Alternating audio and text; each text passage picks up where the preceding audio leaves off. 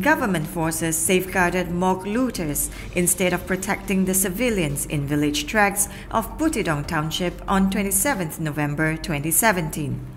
Different groups of armed moks arrived and conducted mass looting operations in villages of Kyangmong and Chongdong villages tracts of Butidong Township, where security forces safeguarded looters instead on Rohingya villages. Their looting list includes all basic household goods to Rohingyas' business tools like large rice mills.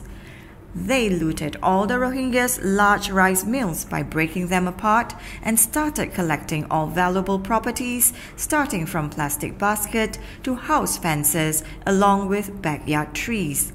In these looting, security forces guarded them instead of protecting our property and business tools, complained a Rohingya whose home was entirely looted.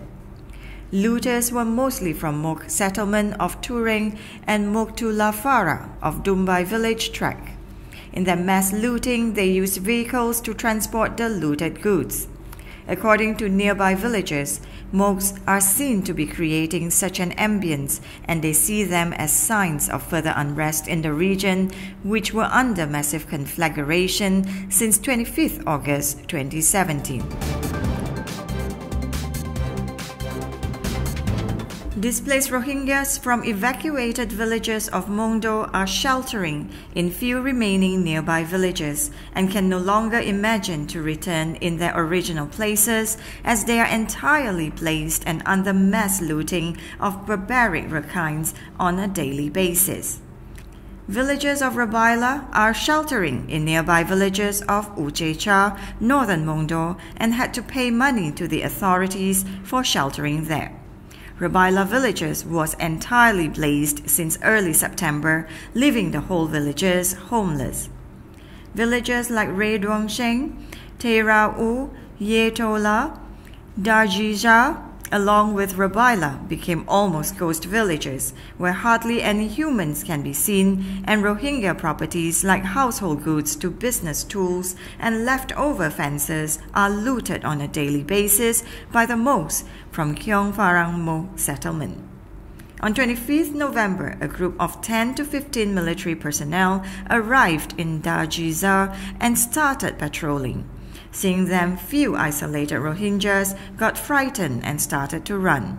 Following that, military besieged the area and started shooting randomly in the fire for more than 2 hours.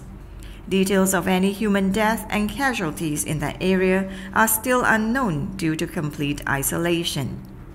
To threaten and keep the ongoing fear alive in the region, every night military in their camps located in Rabaila, Kyangfarang, and Ramatong fires every night in the air, making explosive and fearful noises.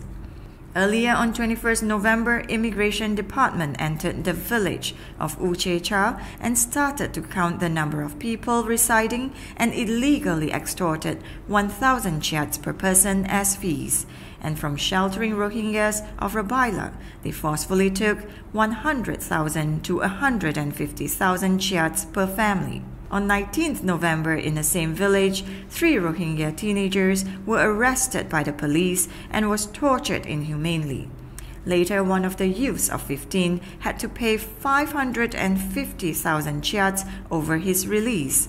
Fate of the other 2 Rohingyas are still unknown.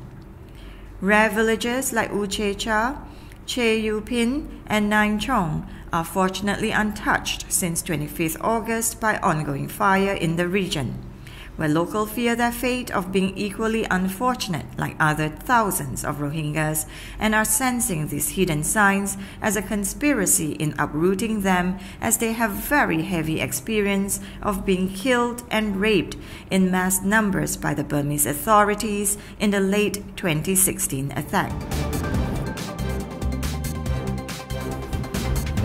Immigration Department started delivering talks to accept National Verification Card (NVC) by calling the Rohingya villagers by calling them to a meeting held in a village of Butidong on 28 November 2017. Village administrator officers of Dabang Sara village called the Rohingyas in a meeting that was supposed to discuss about electing the new village administrator. Officers in the meeting just spent a few minutes in taking pictures and names of candidates and invited an immigration officer to deliver a talk about the benefits of taking the NVC, which are issued for foreigners. In his speech, he stressed people to take NVCs and promised the locals to travel and do business freely if they accept those. In the same village tract since last week, a team of immigration department stationed and conducted 2 types of census in the village. In the census, they inserted people in 2 lists. In one list, they entered the names of remaining villagers and deleted the names of people who fled ongoing persecution. In the second list, the number of girls and boys below 18 and made a suspicious list. They listed down all boys and girls below 18 to see the number of children remaining after their mass atrocities like killing and raping to derive a plan of intensifying the atrocities, explains a local pondering over the situation.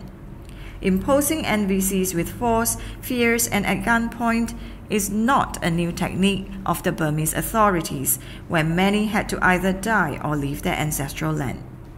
NVC is issued to a foreigner for verification while he or she is applying for citizenship in Burma. Enforcing these native Rohingyas will make them officially stateless in their own ancestral land.